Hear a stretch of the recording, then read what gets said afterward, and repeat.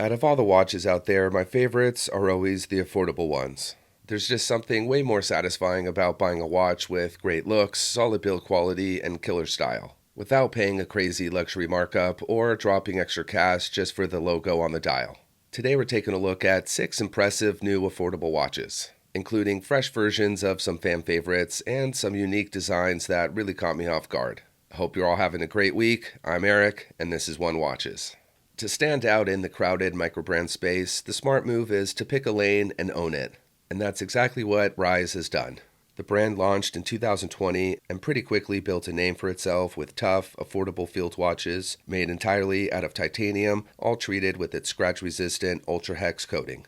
That combination, lightweight titanium and extra durability, has kind of become their thing. Up until now, they've mostly focused on field watches with just a few divers. But with the new Resolute Type A, they're heading into pilot watch territory with their take on a classic German Flieger. With that Type A layout, it's all about quick at-a-glance legibility. So you get the big Arabic numerals, the triangle with 2 dots at 12, bold hands, and tons of lume. It's super easy to read, even in the dark. And I like how RZE didn't just copy the Flieger formula. They added their own modern font, sharper, more angular hands, and a layered sandwich-style dial that ties the hour markers into the minute track. The Resolute Type A launches in 3 dial colors. A textured yellow dial with the black minute track that feels really on brand for RZE, a black dial with creamy lume that leans more vintage, and a glossy white dial that might be the cleanest and most modern, with a little bit of that signature RZE yellow to add a bit of contrast. Outside of the dial, the rest of the construction is just as tough as you'd expect from this brand. A grade 2 titanium case with the rounded bezel, flat mid case, sharp lugs, and of course that ultra hex coating to help fight scratches. Around back, the 4-screw case back includes a small sapphire window shaped a bit like an airplane's artificial horizon, showing off the Miyota automatic movement, which beats at 4 Hz and has a 50-hour power reserve. It's not fancy, but super reliable and a solid timekeeper. Strap options do depend on the dial. The white and black versions come on rugged, tech-tough straps with titanium buckles, while the yellow dial gets RZE's hex-linked titanium bracelet with quick-release pins and a micro-adjustable clasp. Pre-orders open in March, and it's priced between $499 up to $699, depending on the model. Here's an interesting fact. The very first legal TV commercial that ever aired in the US in 1941 was for Bulova. And the brand actually goes all the way back to 1875, so yeah, they've been a part of U.S. history for a really long time. That makes this new military chronograph Veterans Watchmaker initiative feels right at home because it leans into that military heritage, and even ties in a really good cause. At first glance, it looks like a classic 3-sub-dial chronograph, but you'll notice something's missing, a tachymeter scale. Most modern chronos inspired by racing use a tachymeter to measure speed, but this isn't about the track. It's built more like a field watch, meant for boots-on-the-ground use. Tracking distance makes more sense than tracking lap times. Instead of a tachymeter, you get a coin-edge bezel, which doesn't necessarily add anything functionally, but it does look cool and adds that rugged military tool watch vibe. The cushion-shaped stainless steel case helps fuel that old-school military style, and paired with the brown stitched leather strap and olive green dial, the whole thing just feels classic and purpose-driven. Inside is the brand's proprietary NP20 quartz movement, and this is where things start to get really interesting. It uses a 3-pronged quartz crystal that vibrates at 262 kHz, which is 8 times the frequency of standard quartz watches. What that means in real life is way better accuracy, to the point that it's off just a few seconds per year, not even per month. Which makes this a really exciting watch, especially at this price point, because it's got some Grand Seiko quartz accuracy. Even better, 10% of every watch sold goes to the Veterans Watchmaking Initiative, a program that trains U.S. military veterans in watchmaking and helps them find careers in the industry after service. The price is $695, and this one is definitely a total home run. Seiko is no stranger to collaborations. They team up with all kinds of brands, one of which is Huf, the California skate and lifestyle brand they keep going back to. Over the years, they've given a few Seiko 5 Sports models the Cali treatment, including the SKX Diver and the 5 Sports 1969. And now they might have done the coolest one yet by bringing back the Seiko Time Sonar from the 1970s. And it even had a tinted display case back, which was pretty rare back then. The dial was inspired by submarine sonar screens, hence the name. and it had a compass on the bracelet to lean into that whole military vibe. This new version keeps that same spirit but does ditch the chronograph, going with the simpler automatic setup while still keeping the day date and that see-through dial. The color is done in Huf green, which works really well on this watch. And you've got the Seiko 5 logo under 12 and the Huf logo above 6.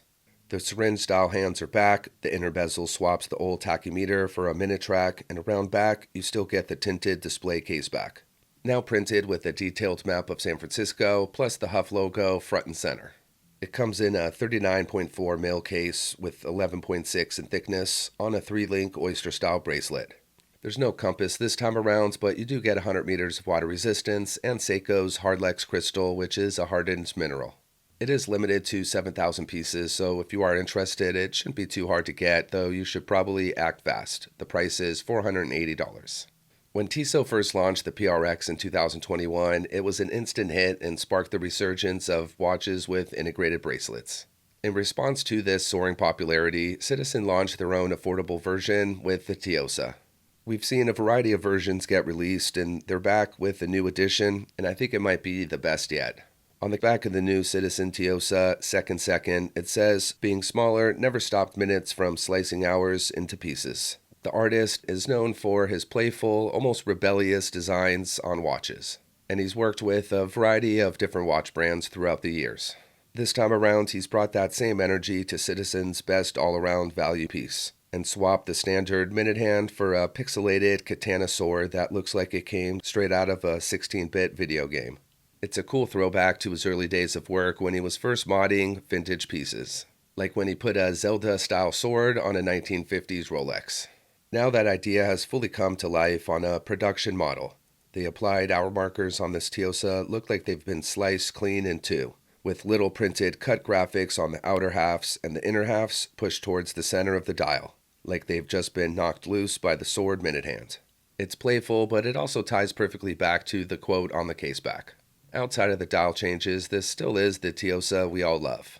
40 mil stainless steel case, brushed surfaces with the polished bezel, integrated president-style bracelet with polished center links, a date window with the cyclops over it, and that tucked-away crown at the 4 o'clock.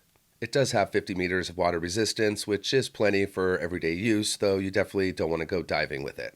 Inside powering the engine is Citizen's in-house automatic caliper, the 8210, which has a 42-hour power reserve. The icy blue sunburst dial sits right between the brand's lighter baby blue and darker navy options, and the hour and second hand stays simple so the sword minute hand could steal the show. It is available for $495, and it's limited to 3,600 pieces, which is a decent amount, though I do suspect it'll sell out fairly fast. It's been almost a year since Timex dropped the Automatic E-Line 1983, and now it's getting a fresh new update. When it first launched, it came with clean, glossy blue dials, paired with a fully brushed steel look, leaning hard into the early 80s vibe. Later on, we got a limited gold tone version with a green sunburst dial, and that radial brushing looked really good against the steel case. This time around, that formula is being paired with some pastel colors, ice blue or faded pink. The sharp stick hour markers, printed minute track, and slim toothpick hands all stay the same, keeping that simple TV dial design intact.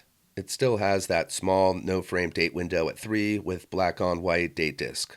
One of the coolest things about this watch, and probably its signature design, is the 34mm case. And I know, if you're thinking that's going to wear super small, do keep in mind square watches do wear slightly bigger. And while it's not technically an integrated bracelet, the taper from 20mm flows right into the case and gives off that same silhouette. Speaking of the strap, it comes with Timex's signature Perfect Fit expansion band, which stretches and hugs the wrist kind of like elastic. It's got a super vintage vibe and just adds a ton of charm to this watch. If that's not your thing, it does have quick release spring bars so you can swap it out easily. The new ice blue and light pink versions are available for $249. Even though Ballad was officially resurrected in 2019, their roots go all the way back to 1775. To celebrate more than 250 years of watchmaking, the brands put out 2 family legacy special editions, inspired by 19th century pocket watches from their archives. You could see that influence right away in the dial layout, the style of the hands, the engraved case details, and even the crown design. The watch comes in at 41mm by 48 in a 316L steel case, either in plain steel or a 5N gold PVD finish, and it's 12.75mm in thickness, including the domed sapphire crystal. The onion-style crown at the 4 o'clock really helps fuel that old-school pocket watch vibe. The dial is clean and simple with a guilloche style in the center and a sunray finish around the outer section, plus an offset sub-seconds display that uses that same finishing. And also, there's no date window to clutter things up, so it just looks really refined. Both versions run on the Soprod C110 automatic movement, a 33 jewel caliber with a 42-hour power reserve. Around the movement, the steel case back ring features engraving tributing to the brand's long history. The watch is priced at $1,400, which definitely pushes that whole affordability theme of this video a bit, but with the heritage, the quality of this watch, I think it is value-packed. Well, that's it for the watches today. Definitely let me know which was your favorite, or if you just didn't like any at all. As always, thanks for watching. I'll see you next time.